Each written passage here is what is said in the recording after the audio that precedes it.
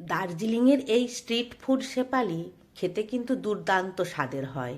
বাড়িতেই খুব সহজে বানানো যায়, সেই রকম কোনো ঝামেলা হয় না। স্ট্রিট ফুড শেফালি বানানোর জন্য প্রথমে কিছু ময়দা নিয়ে নিয়েছি, তারপর ওর মধ্যে পরিমাণ মতো নুন আর সাদা তেল দিয়ে দেব, দিয়ে ময়ান মাখিয়ে নেব। ময়ান মাখিয়ে নেবার পর ওর মধ্যে দিয়ে দেব নর্মাল জল, যে জলে আমরা রান্না করি সেই জল ওর মধ্যে দিয়ে একটি ডো বানিয়ে নিয়ে ঢাকা দিয়ে রেখে দেব। লুচি পরোটার যেমন ডো হয় সেই ধরনের ডো বানিয়ে নেব। এরপর কড়াইয়ের মধ্যে সাদা তেল দিয়ে ওর মধ্যে দিয়ে দেবো পেঁয়াজ কুচি। পেঁয়াজ কুচি অল্প ভেজে নেবার পর বাঁধাকপির কুচি ওর মধ্যে দিয়ে দেবো।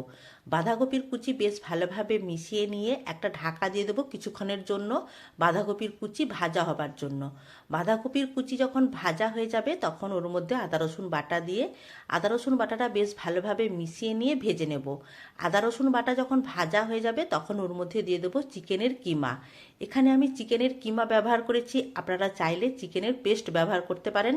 বোনলেস চিকেন মিক্সির মধ্যে ঘুরিয়ে নিয়ে ওর মধ্যে দিয়ে দিতে পারেন।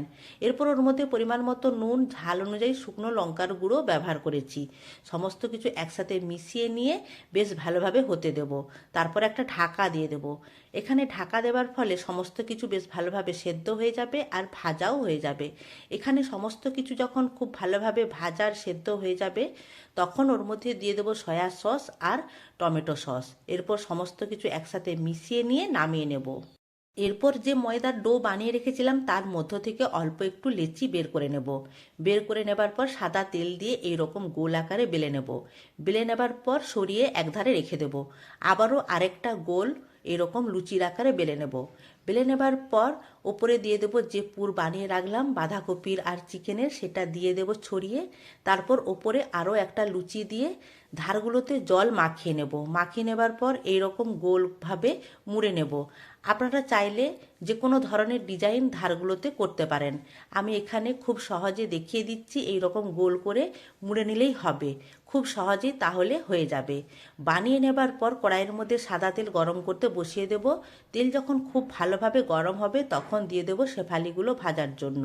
শেফালিগুলো উল্টে পাল্টে সোনালি করে ভেজে নিলেই তৈরি হয়ে যাবে খুব সুন্দর স্বাদের এই শেফালি।